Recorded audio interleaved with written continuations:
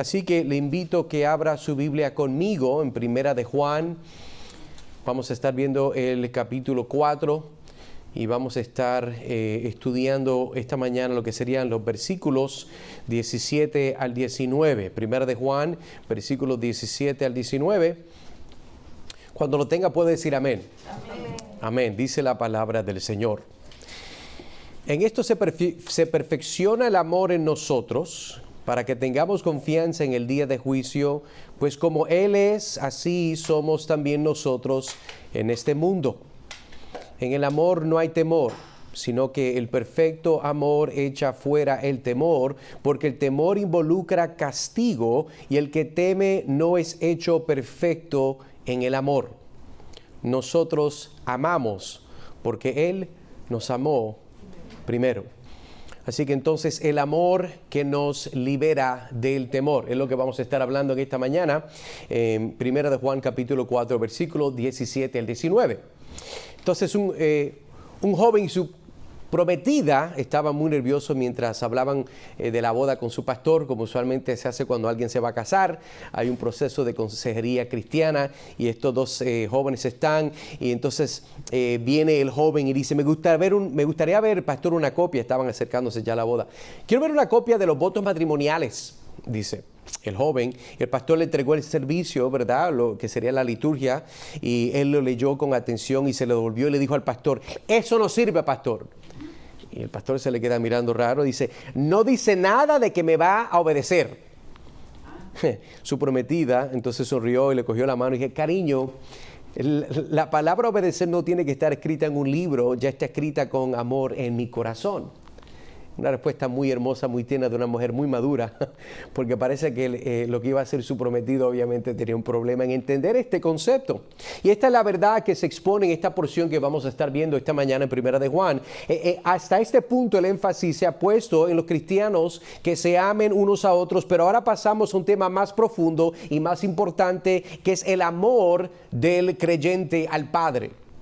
Hemos hablado de la importancia que nosotros nos debemos de amar, pero entonces ahora vamos a transicionar a estudiar por qué es que este amor debe ser uno que es dirigido a Dios, y no podemos amar a nuestro prójimo o a nuestro hermano a menos que amemos a nuestro Padre Celestial. Y primero debemos amar a Dios con todo nuestro corazón, entonces podemos amar a nuestro prójimo como a nosotros mismos, que es un mandato de la palabra de Dios. Ahora, entendiendo eso, sí queremos entonces ver lo que acostumbramos viendo, que es el llamado o lo que sería la semilla de lo que vamos a ver en este estudio en esta mañana, y sería confía en el amor perfecto de Dios y permite que su amor transforme tus temores, pues aquellos que viven en el amor viven en Dios, ya que Dios es amor. Ese sería el resumen de lo que vamos a estar estudiando en el día de hoy, y yo creo que es importante, trato usualmente de darles idea, porque en muchos casos hay personas que tal vez se hace un poco difícil, no están acostumbrados, pero este va a ser el punto, el núcleo que vamos a estar estudiando. Entonces, con su Biblia abierta, vaya conmigo, vamos entonces a continuar en nuestro estudio. El primer punto de esta mañana sería la realidad del amor perfecto de Dios, la realidad del amor perfecto de Dios. Y si con su Biblia abierta, mira conmigo el verso 17, leo una vez más. Dice, en esto se perfecciona el amor en nosotros, para que tengamos confianza en el día del juicio, pues como Él es, así somos también nosotros en este mundo. Y como introducción o ilustración quisiera comenzar hablándole. Había una vez un muchacho, un hombre llamado Juan, y Juan había creído,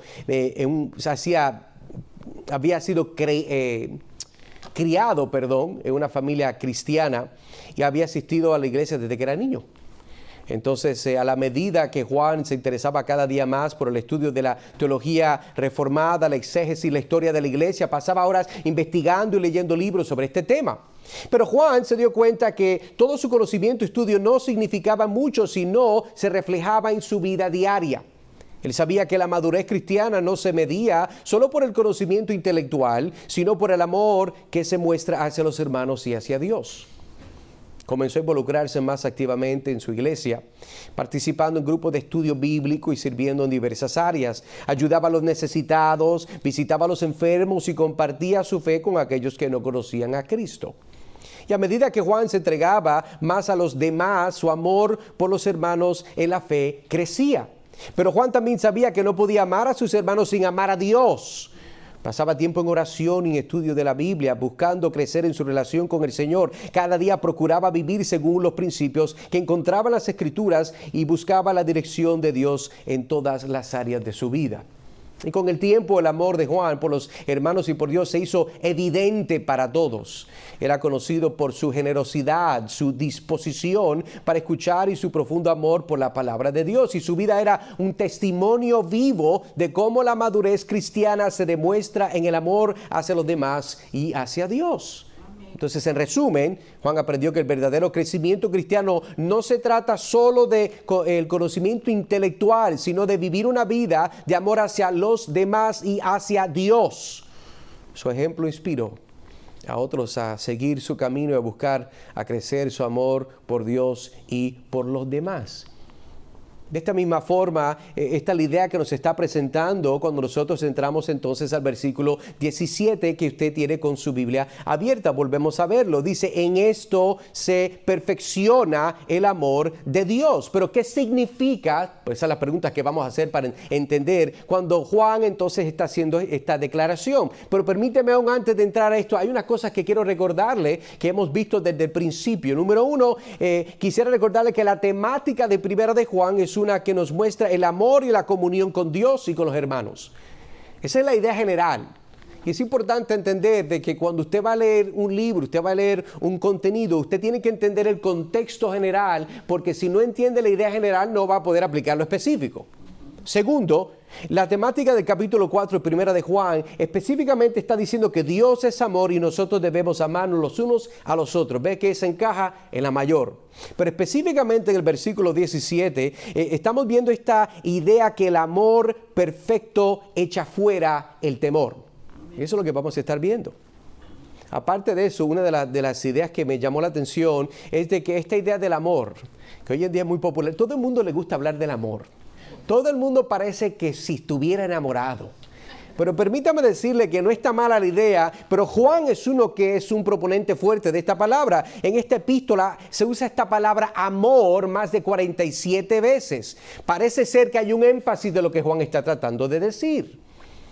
Pero si continuamos entonces en nuestro versículo 17, la primera pregunta que entonces vamos a ver es, ¿a qué se refiere el esto? Mira el texto, dice, porque lo que está diciendo el texto es muy claro, que en esto se perfecciona. ¿Qué significa en esto? Es perfeccionado el amor de Dios. ¿Qué es lo que está diciendo? Porque si nosotros vamos a tener una claridad de lo que el Espíritu Santo nos está ministrando en esta mañana, hay que entender el texto.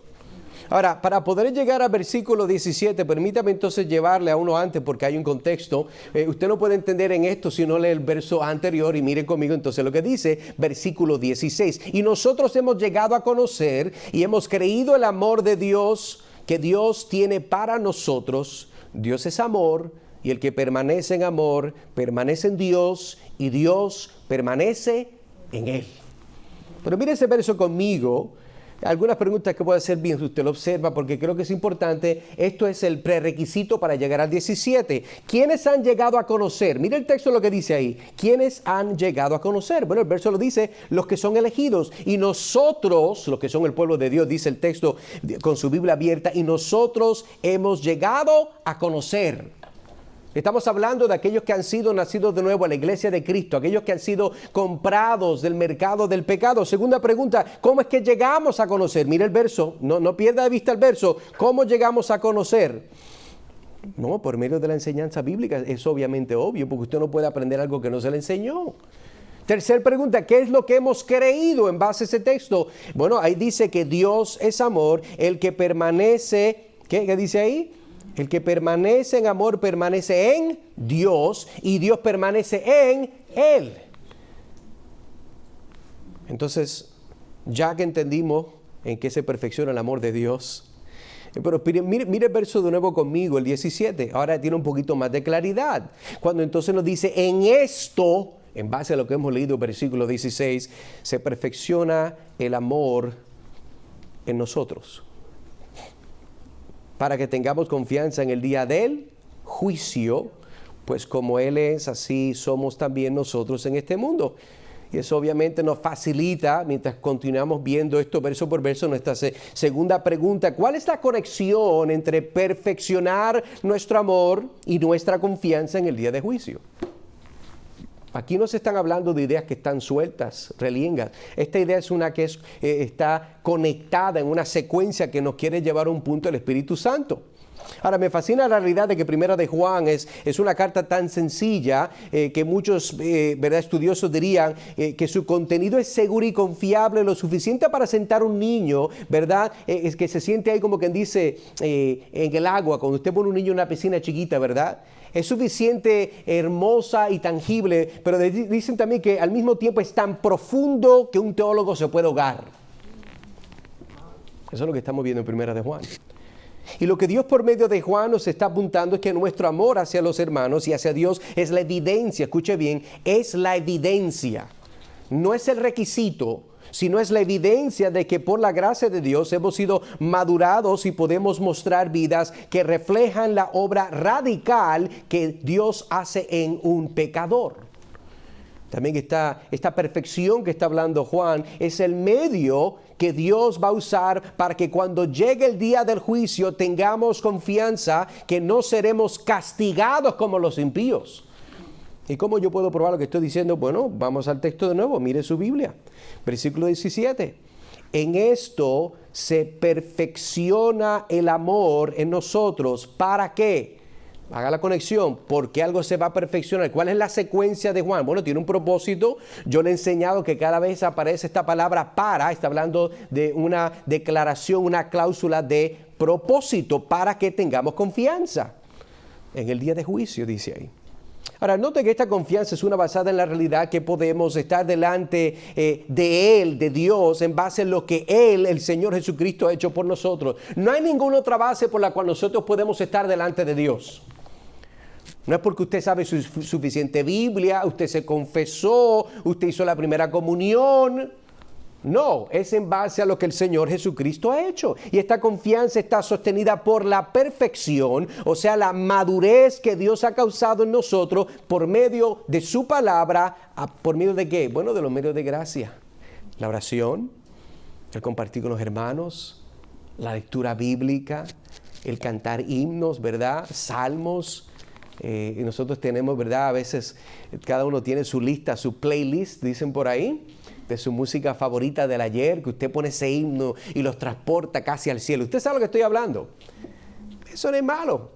Esos son medios que Dios nos usa para enfocarnos y crecer y aspirar, continuar siendo igual que Cristo Jesús. Y de esta misma manera que nosotros debemos de estar delante del mundo, es lo que el texto nos dice, con una confianza no parcial, no una pequeña confianza, sino una confianza total.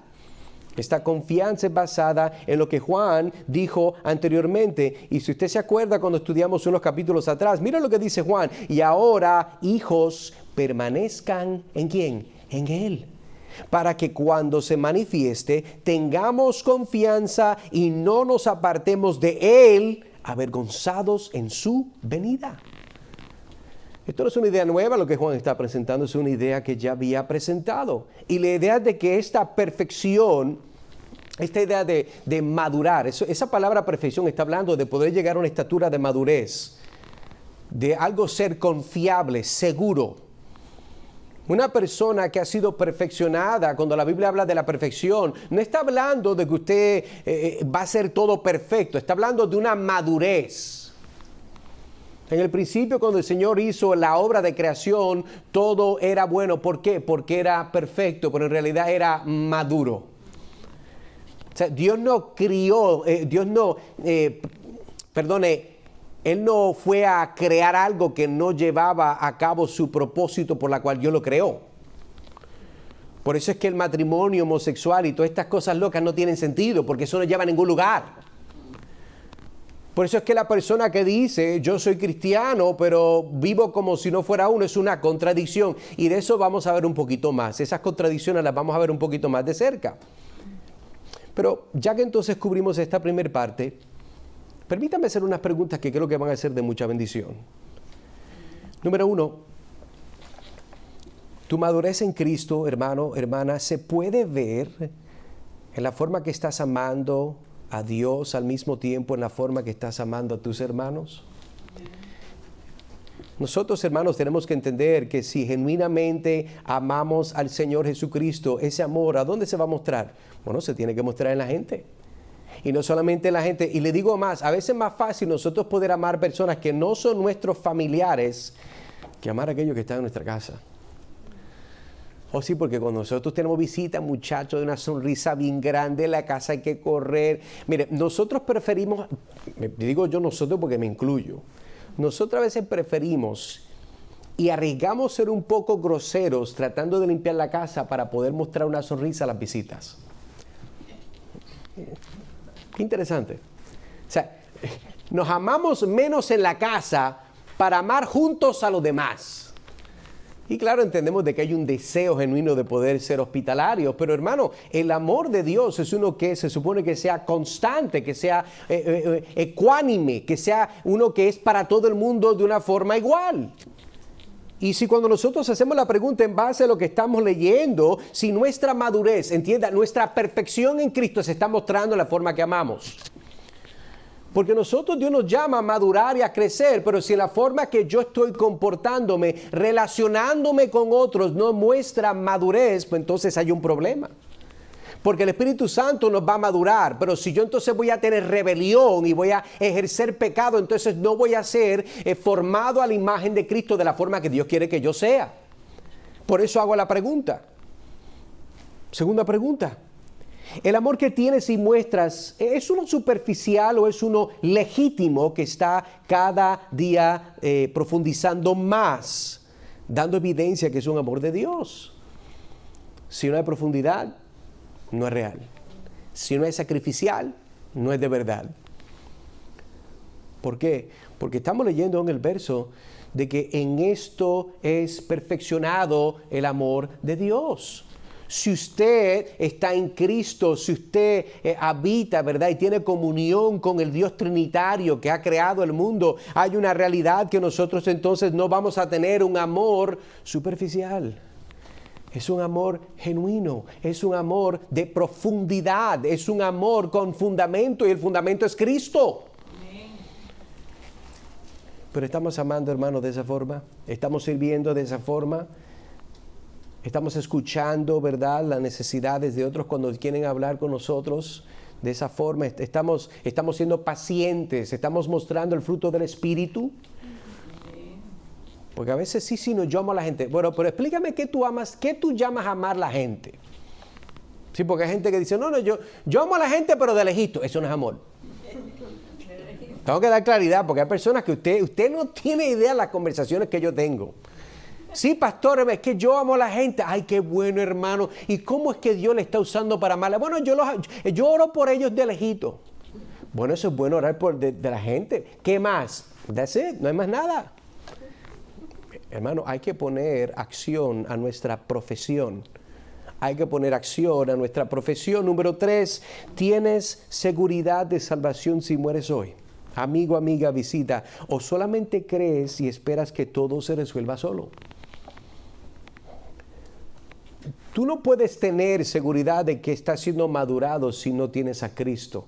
Tú no puedes tener ninguna seguridad de lo que la palabra de Dios nos está llamando a nosotros si no hay una convicción bíblica arraigada en una realidad que es el Evangelio, y ese Evangelio ha dado fruto en tu vida como resultado de la obra de Dios. Amigos, si tú estás aquí hoy, esto no es solamente para decirte que si no te arrepientes vas a ir al infierno. Eso es verdad también. Pero el Señor te llama.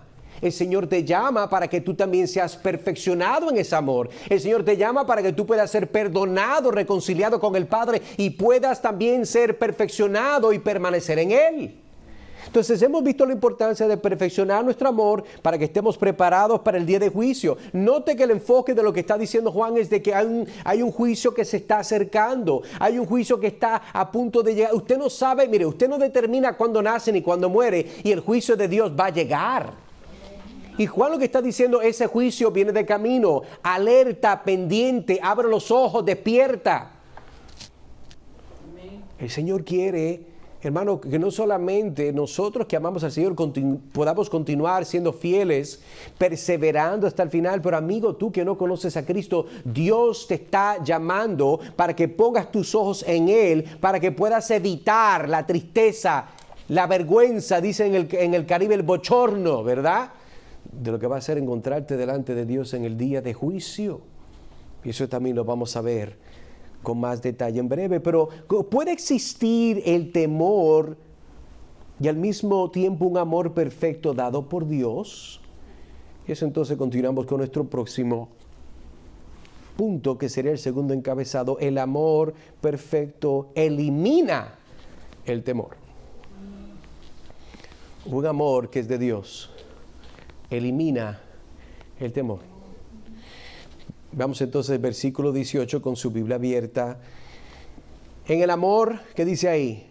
No hay temor, sino que el perfecto amor echa fuera el temor, porque el temor involucra castigo y el que teme no es hecho perfecto en el amor. Hay varias cosas que vamos a ver de momento, porque creo que este particular es uno que el mundo debe de escuchar y tener un poco más de claridad.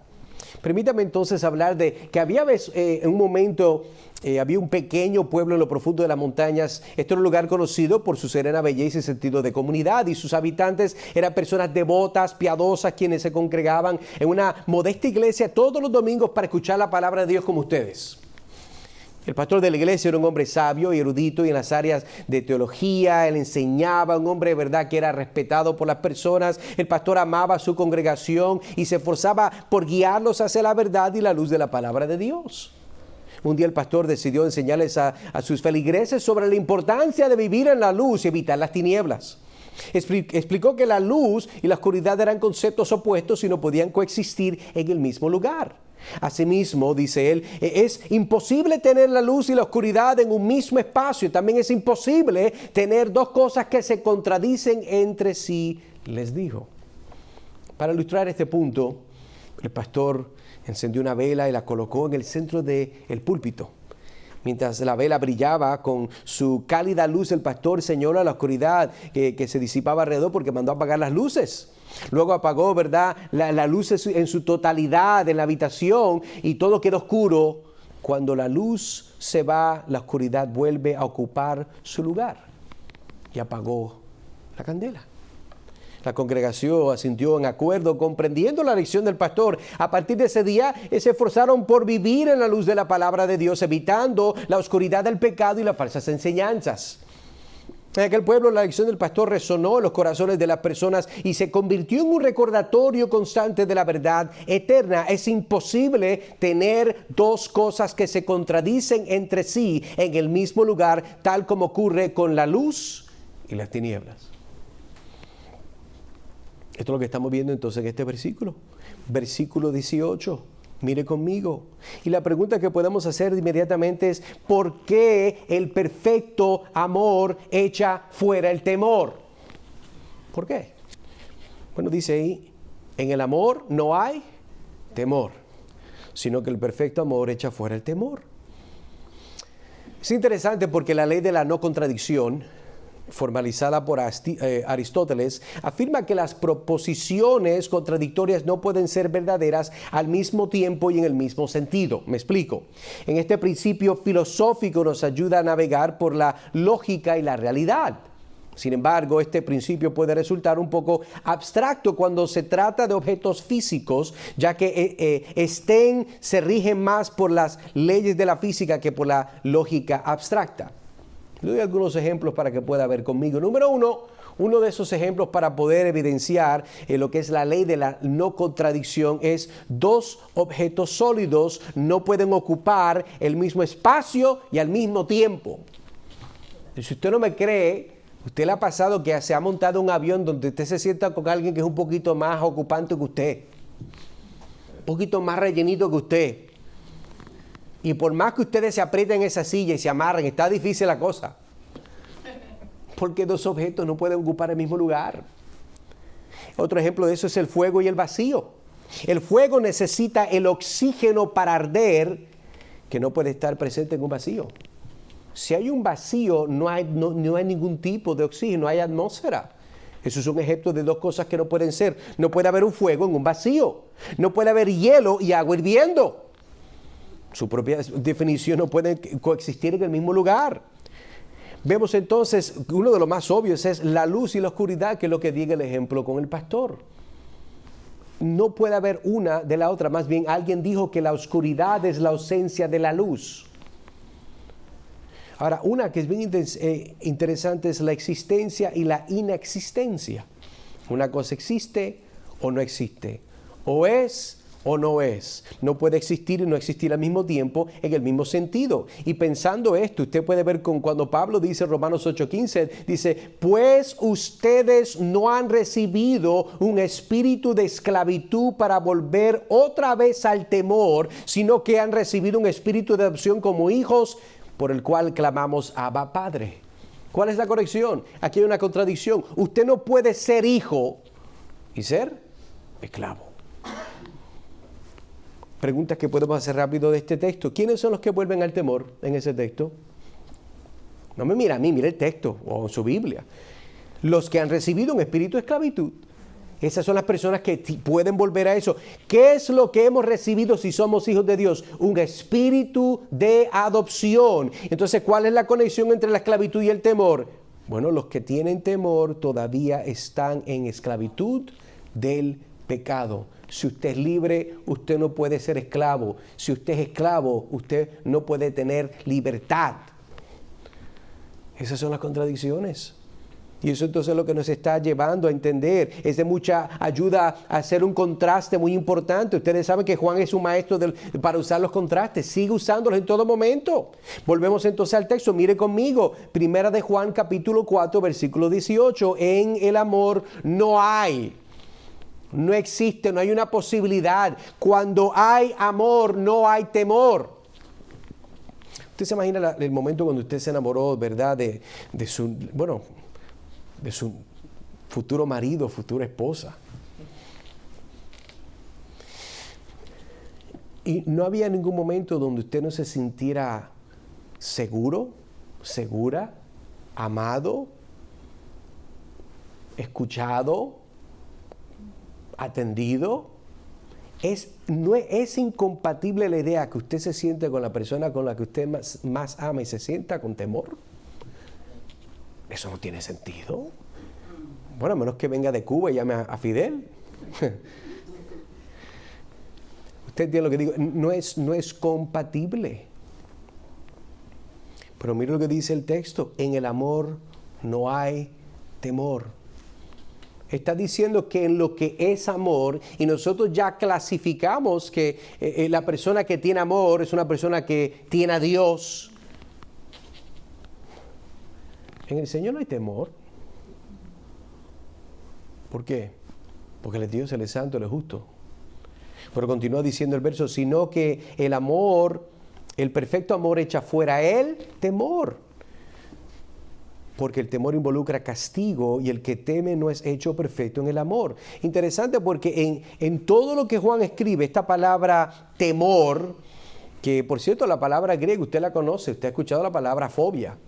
¿Sabía que la palabra fobia es una palabra que es transliteralizada del griego? Es la palabra phobos, de ahí viene fobia, y en este verso Juan quiso empacarla, la metió 4 veces. En el amor no hay temor, número 1, sino el perfecto amor echa fuera el temor, número 2, porque el temor, número 3, involucra castigo y el que teme no es hecho perfecto en el amor. Ese temor, está hablando de hay algo que te paraliza, hay algo que te está aguantando, algo que te está limitando. Es por esto que Juan está diciendo en este verso que el amor de Dios, no hay temor en el amor de Dios. Es literalmente imposible, como las contradicciones que vimos. Y para dar más claridad, entonces, mira cómo Juan entonces da más y dice, mira la última parte, dice ahí, sino que el perfecto amor echa fuera el temor. Le dice que no puede existir juntos, no pueden cohabitar. Y para aquella persona que todavía no entendía, dice que si fuera por un momento posible, que no lo es, el perfecto amor echa fuera el temor. Ese hombre feo con esa cara que tiene, una mueca muy particular.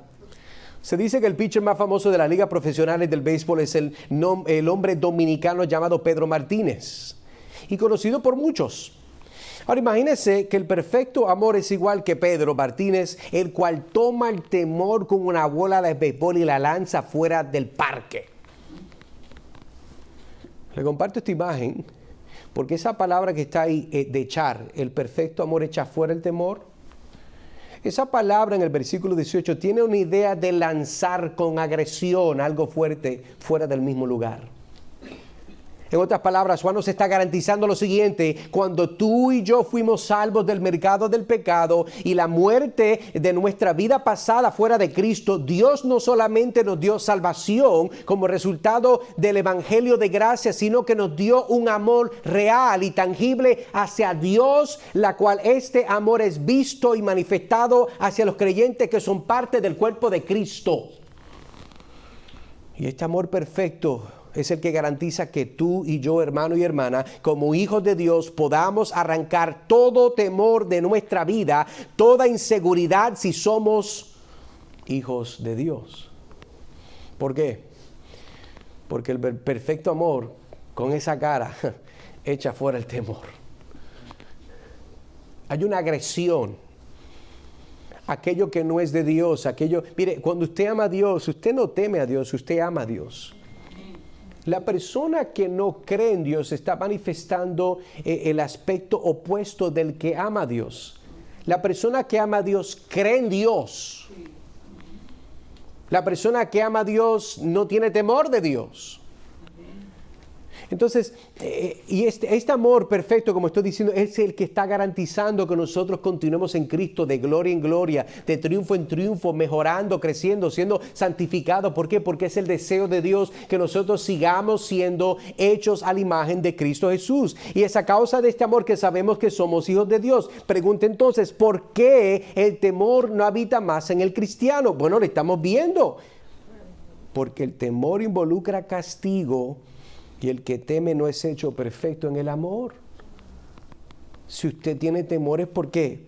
Porque involucra castigo. ¿Qué es lo que está en este verso? ¿Qué es lo que involucra el temor? El castigo. ¿Qué es lo que muestra el que teme? Que no es hecho perfecto en el amor de Dios. Pero una persona que ama no teme de esa forma. El que teme es aquel que todavía no ha sido libre de su pecado, de su maldad, de su conciencia sucia. Este temor no es como el de los ángeles que la Biblia dice que cubren sus rostros en la presencia de Dios. Ese temor es uno de reverencia total. Es por esto que mientras más amemos a Dios, más amaremos a nuestros hermanos y hermanas y no tendremos miedo. El que no es hecho perfecto, escuche bien, en el amor de Dios, esa persona es la que siempre tiene, y usted los conoce, le voy a dar la lista. Esas personas siempre tienen duda, tienen desconfianza, es incrédulo. Siempre se pasan hablando, ¿verdad? Sí, bueno, ¿qué dijiste? No, yo no dije nada. Esas personas son miserables. Eso es lo que son. Sí. Pues claro, porque si no han sido perdonados sus pecados, están en una miseria total. Esa persona vive en una actitud de víctima. Usted los conoce, que siempre, ay, sí, es que la vida está, ay, todo le va mal. Claro, yo exagero más de lo que, usted sabe lo que estoy diciendo, yo exagero. Pues claro, porque esa persona no tiene esperanza de nada. Esa persona no ha experimentado el perdón de Cristo. No ha experimentado el poder del evangelio. Esa persona no ha sido transformada para la gloria de Dios. Esa persona no ha sido redimida por la sangre de Cristo, no ha sido salva, no ha sido santificada. Esa persona no ha experimentado la obra de Dios. Esa persona no se ha convertido en nueva criatura. Sí. Por eso es que esas personas aún a veces están entre nosotros. ¿Por qué tienen temor? Porque el temor es una evidencia de que no tienen paz con Dios. El temor es lo que demuestra que Dios no es su Padre. Y no estoy diciendo que nosotros no debemos de temer a Dios. La Biblia da de un temor real. No solamente reverencia, es un temor real. Pero no es un temor. Yo no temo a Dios por algo ¿Qué ha pasado si yo sé de que yo tengo unión con Él por Cristo Jesús? Que Él me ha dado su espíritu.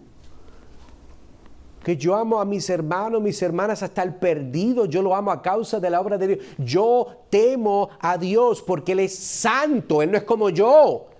Pero yo no temo a Dios como el impío teme a Dios. No. Lo mejor que me ha pasado es Dios. La mejor noticia que escuché fue de Cristo, del Evangelio. Por eso, hermano, es importante entender que esta idea del temor está conectada con este concepto de que la persona que tiene temor es porque esa persona entiende que se merece un castigo. Su conciencia no ha sido limpiada, su conciencia no ha sido lavada con la realidad de lo que es el Evangelio. Pero entonces hagamos algunas preguntas para poder aplicar. Amigo, amiga, vives con un temor que te molesta, que te consume de noche. ¿Te da ansiedad? Y no puedes disfrutar la vida como Dios te llama en Cristo Jesús. Hay personas que no pueden dormir. Hay personas que tienen un sentido. La Biblia dice, huye el impío sin que nadie lo persiga. Ese eres tú. Si usted es una persona que se pasa, créame, que hay algo que usted tiene que arreglar. Y si usted no es cristiano, tiene que reconciliarse, tiene que arrepentirse, hacer cuentas claras con Dios. Por eso es que usted está nervioso, tiene ese tic nervioso, porque usted sabe que está mal. Usted sabe que no está bien delante de Dios. Su conciencia es el testigo primario en contra de usted en el día de juicio. Amigo, corra a Cristo. Deja la ansiedad. Deja ese peso que tienes. Dios te llama a disfrutar la vida de una forma santa y correcta. No seas un legalista. Las personas que a veces más temores tienen son los más rígidos. ¿Por qué? Porque si me voy mucho para la derecha me caigo. Si me voy para la izquierda me caigo. No puedo hacer nada. Ellos viven la vida como aquellos que están, ¿verdad?, en el Cirque du Soleil, en los circos, que se paran con un palo largo, ¿verdad? En un cable bien prensado así. Con la musiquita de fondo, ¿verdad? ¿Usted entiende? La gente vive la vida así, porque no hay libertad. Y no hay libertad porque no tienen a Cristo. La Biblia dice, conoceréis la verdad y la verdad os hará libre, pero no son libres porque no tienen a Cristo, no entienden el Evangelio, el amor de Dios no está siendo perfeccionado en ellos, están forrados de temor, como una momia. Eso no es la voluntad de Dios, hermanos. Hermano, hermana, ¿te está llamando tu carne y el mundo a volver a ser un esclavo del pecado? La mentira, la ira, la rebeldía, el orgullo. ¡Ay, qué rico el orgullo! Dijo ningún cristiano, porque ningún cristiano dice eso. El enojo, las drogas. ¿Te está llamando el mundo, hermano? La respuesta es sí. Contesto por ti. Pero hermano, el Señor nos llama a recordarnos que nosotros no somos de los que tememos, nosotros somos los que amamos. Nosotros le amamos a Él porque Él nos amó primero. Eso lo vamos a ver en breve un poquito más. Nosotros no estamos viviendo con ese miedo impendible de que viene un juicio sobre nosotros. Hermano, para el que está en Cristo, todas las cosas son hechas nuevas. Es una nueva criatura. Nuestro juicio que deberíamos sufrir fue el que Cristo tomó en la cruz. Yo no sé por qué la gente cristiana no vive más feliz. Y yo sé que hay tribulaciones, yo sé que hay dificultades, pero hermano, la realidad de la vida es que si nosotros estamos en la batalla, usted está en el cuadrilátero de la vida ahí con los guantes puestos peleando con su carne, el mundo y el diablo. Sepa que el Señor Jesucristo está con usted. El Espíritu Santo está en usted. Dios el Padre está a su favor. Amén. No se lamente, no pierda esperanza. No se deprima, eso es para otra gente. Eso no es para usted. Mire, los cristianos deberían deprimirse. Hay tantas personas que mueren. Yo hay pocos cristianos que conozco que se deprimen por eso. No estoy acusando que usted tiene que ser uno. Pero el cristiano usualmente debería tener cosas por las cuales debería sentirse mal y usualmente la mayoría no. Usted debería sentirse mal, ¿verdad? En teoría de que usted le pasó a tantas personas y a cuántos le habló de Cristo esta semana. Vamos. Usted no se siente mal. No quiero darle una falsa acusación, pero entienda que nosotros como cristianos a veces podemos coger cargas que no son nuestras, porque son cosas que Cristo ha pagado y las cosas que deberíamos tomar a veces no las tomamos. Hermano, ese es el balance que hay que tener en la vida cristiana. Padre, madre, ¿estás modelando a tus hijos ese amor perfecto o estás causándoles ira, dándole razón a su carne para rebelarse más?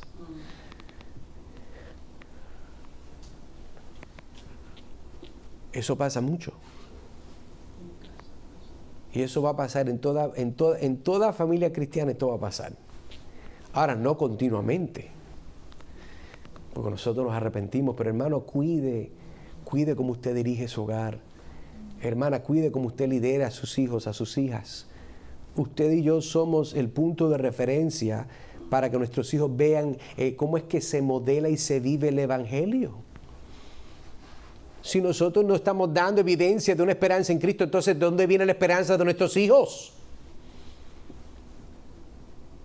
Tenemos que considerar, hermano, si nosotros tenemos el amor de Dios y nosotros estamos siendo perfeccionados en el amor de Dios y no hay temor, porque nosotros no somos esclavos del pecado, hermanos, proyectemos, vivamos, demostremos, demos ejemplo de eso a nuestros hijos, a nuestros sobrinos, a nuestros nietos. Si usted es una persona mayor de edad, ¿verdad? A las personas en su comunidad, sus vecinos.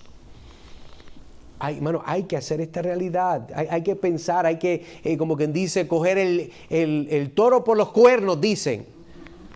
Ver la realidad cara a cara. Y sí, Señor, ayúdame, si ese soy yo, ayúdame a poder ser un mejor padre, una mejor madre, un mejor tío, un mejor hijo, un mejor hermano. Que la gente pueda ver tu obra en mí. Entonces, ya que hemos visto la bendición de que el temor y el amor no pueden coexistir, y por qué los cristianos no tememos el temor de antes, ese temor que usted tenía, usted ya no tiene porque usted está en Cristo. Podemos hacer entonces esta tercera pregunta: ¿por qué es que alguien puede llegar a amar de una forma correcta, de una forma bíblica? ¿Cómo es que una persona puede amar a Dios de una forma, diríamos, perfecta? Eso entonces nos lleva a nuestro tercer encabezado.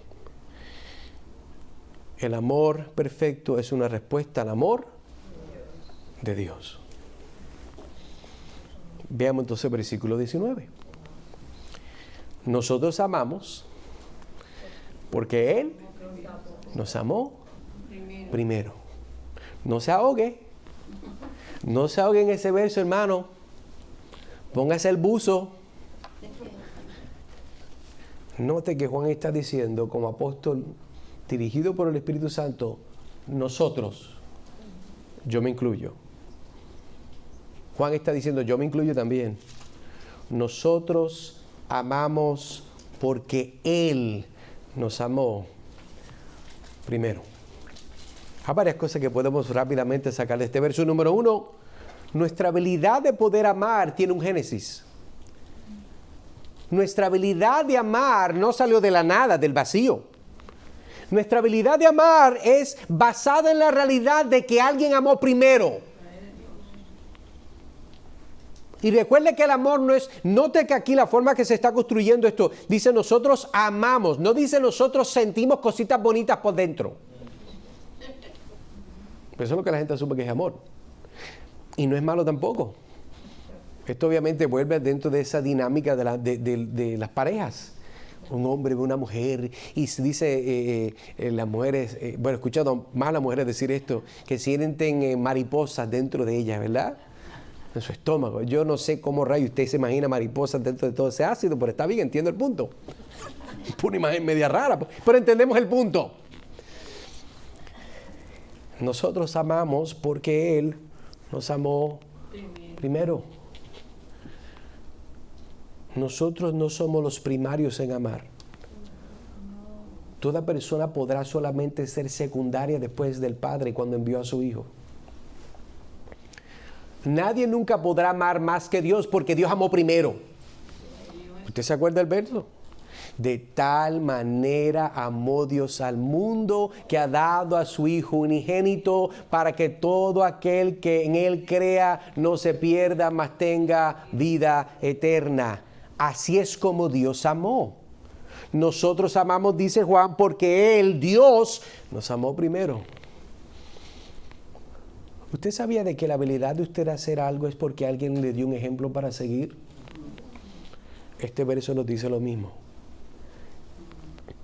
Nosotros podemos imitar lo que es amor. Nosotros podemos imitar a aquel que amó, porque Él nos dio un patrón para poder seguir primero. Había una vez un niño la cual nació en una familia pastoral y a lo largo del tiempo tuvo la oportunidad de involucrarse en el trabajo que hacía su padre en la iglesia. A este joven le fascinaba la música y tuvo la oportunidad de vivir en varios lugares en su vida. En una ocasión sus padres se mudaron al estado de California para plantar una iglesia. En este tiempo la pequeña iglesia que su padre abrió no había más nadie que su papá, su mamá, su hermana y él. Al pasar los años, él continuó con sus estudios, ya que amaba estudiar y aprender. Y este joven siempre tenía un gran amor a su familia, a sus amistades. Lamentablemente, al pasar el tiempo, su pecado, al igual que él, comenzó a crecer y abundar más. Aunque sus padres le habían enseñado las Escrituras, este joven todavía no tenía un entendimiento salvífico del Evangelio en su vida. Al pasar los años, este joven se encontró con muchas dificultades, ya que era parte de una familia pastoral y esto fue una oportunidad para ver muchas injusticias y con esto pudo aprovecharse y comenzó a rebelarse en contra de Dios, aunque él todavía asistía a la iglesia con sus padres todos los domingos. Más tarde él llegó a estudiar la Biblia, llegó al punto de predicar y enseñar la palabra de Dios a jóvenes en diferentes iglesias. Esto le brindó la oportunidad de viajar y conocer muchos otros lugares y muchas otras personas. Al parecer todo le iba bien a este joven en sus estudios y en su hogar. Parecía ser de que este joven finalmente se convirtió en un gran hombre de Dios. Y años más tarde, ya casado, llegó a entender que él no era quien él demostraba a la gente quién era. Sí conocía la Biblia y asistía a varias invitaciones a eventos, pero no había nacido de nuevo. Su pecado y su rebelión afectó a varias personas a lo largo de su vida, hasta que un día su mejor amigo en ese tiempo le invitó a que fuera a una conferencia para aprender más sobre lo que es el movimiento carismático. Ese día fue con mucho entusiasmo porque pensó que el aprender más de la Biblia sería lo que necesitaba para perder el temor que sentía y limpiar su conciencia sucia delante de Dios. El resultado de este evento fue glorioso. Aprendió muchas cosas que no sabía. Y entre esas cosas, Josué por primera vez pudo entender con claridad especial qué era el Evangelio, quién era Cristo y por qué tuvo que morir por él en la cruz. ¿Cómo es posible que alguien que estudió la Biblia en un instituto bíblico no entendía con claridad la sencillez del Evangelio? ¿Cómo es posible que un joven criado en una casa cristiana no tuviera claridad evangélica? ¿Cómo es posible que aunque rodeado de muchos se sentía solo y con temor de que si moría iría directo al infierno? En conclusión, Dios en su infinita misericordia salvó a este joven. Le dio un corazón nuevo y de esos nuevos le mostró su pecado, pero también le mostró la hermosura de la obra de Cristo en la cruz. Su vida desde ese día nunca jamás fue igual. Saben, este joven sufrió mucho por sus propios pecados y los retos y expectativas de vivir como un hijo de pastor. Todas estas cosas fueron las herramientas estratégicas que Dios usó para preparar a este joven para un día poder llegar a ser pastor y hablarte de este púlpito. Hoy por hoy, ¿cuál es el punto que quiero darte? No es de que mi esposa se ve linda y mis hijos se ven bonitos. Eso es tremendo. Eso no es el punto. El punto, hermano, quiero que entienda es que si nosotros estamos aquí hoy, escuche bien, si usted puede amar al Señor, es porque Él le amó primero.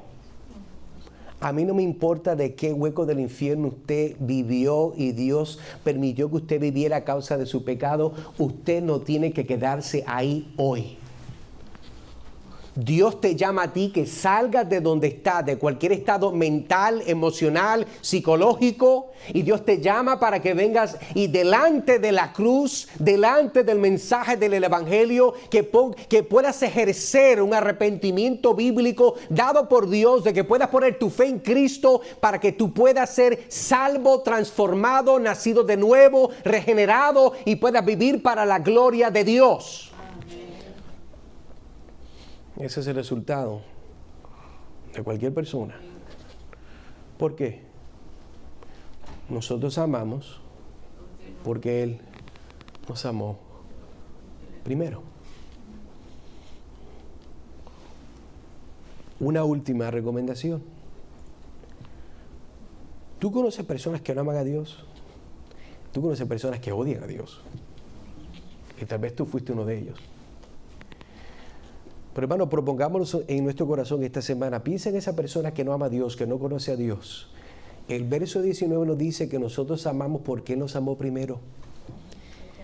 Te reto de que tú ames a esa persona con la palabra en acción, con el Evangelio, con la meta de que porque Dios te amó a ti, tú puedas amarlos a ellos para que ellos puedan amar a Dios.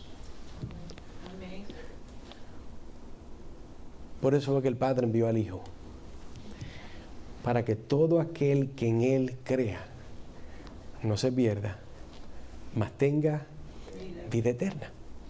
Así que volvemos con nuestro llamado. Confía en el amor perfecto de Dios y permite que su amor transforme tus temores, pues aquellos que viven en el amor, viven en Dios, ya que Dios es amor. Oremos.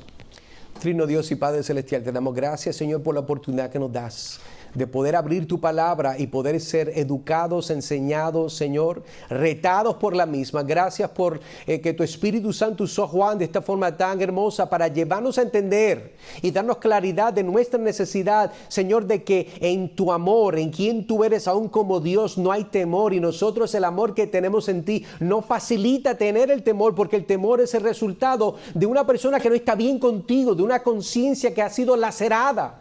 Pero gracias por la obra de Cristo, gracias por tu perdón, por tu salvación. Señor, gracias por la sangre vertida en la cruz. Ayúdanos, Señor, a poder entender que todos nosotros necesitamos más de ti. Que todos nosotros, Señor, en un momento, cuando estábamos siendo esclavos del pecado, tú viniste, pagaste la penalidad, enviando a Cristo, y nosotros somos libres. Y por eso, como dice Juan, nosotros amamos porque tú nos amaste primero. Gracias, Señor, por esta hermosa realidad, por esta hermosa verdad. Y que esta verdad, Señor, pueda retumbar en nuestras acciones, en nuestros hábitos, aún en esta semana, para poder mostrarles a otros de que tú has amado primero por Cristo. Y que ellos también, si ejercen un arrepentimiento y fe en Cristo, pueden también ser amados por Dios. Pedimos esto en Cristo Jesús. Amén y amén.